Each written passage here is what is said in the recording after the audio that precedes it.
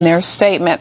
Well, Russ Baker, an investigative journalist and editor of WhoWhatWhy.com, now joins me from New York via broadband for some analysis. Mr. Baker, President Karzai declared recently that he will put strict controls on how U.S. troops conduct themselves in the country. However, now another strike causing many civilian deaths. Could this bring the alliance in direct conflict with the Afghan government?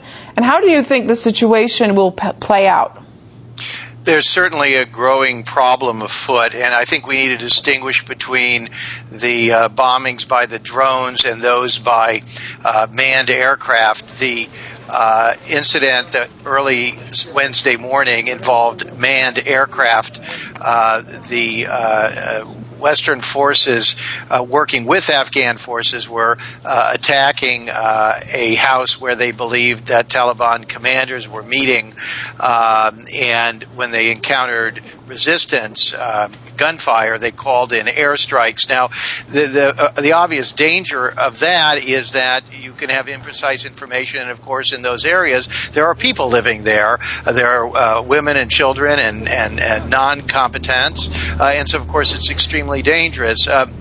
We'll have to wait to see what happened in this situation, but we've had quite a few. Last week there was another bombing where a large number of civilians are said to have been killed, and another 2 weeks before the U.S. ambassador was called in by the Afghan leaders and brought on the carpet about this.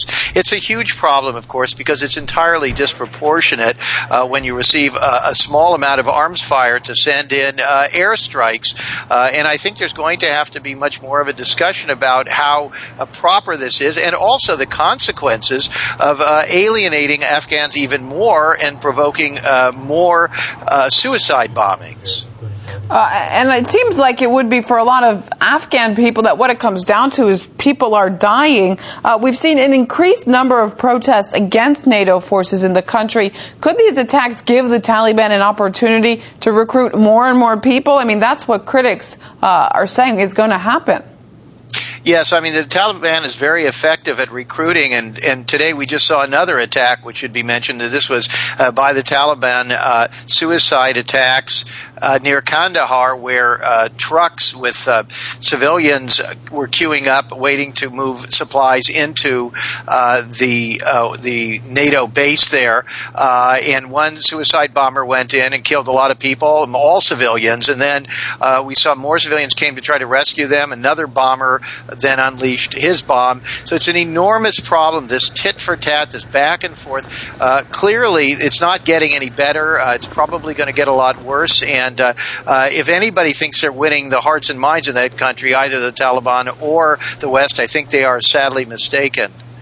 Yeah, 22 civilians killed in that terror act that you were just talking about. I want to touch on Pakistan. They have also demanded that NATO stops drone strikes on its territory. What's the real impact NATO's having in the region as a whole? Well, again, it's very, very complicated, and in Pakistan, much more murky. The Pakistani government has said, and more so increasingly, that they would like to be running that program themselves. I don't know that they're entirely against drone strikes, but they would like to be handling them. They see right away the issue of foreign powers being able to order those strikes without necessarily coordination or permission from the Pakistani government as threatening their sovereignty. So I think that's an issue with the military itself, but again, alienating people, killing civilians, particularly in the border regions, and it's just difficult to see how this benefits anybody, how this advances world peace, how this really significantly sets back the Taliban. I think an entirely different solution is going to have to be conceived of, and it does not involve bombs.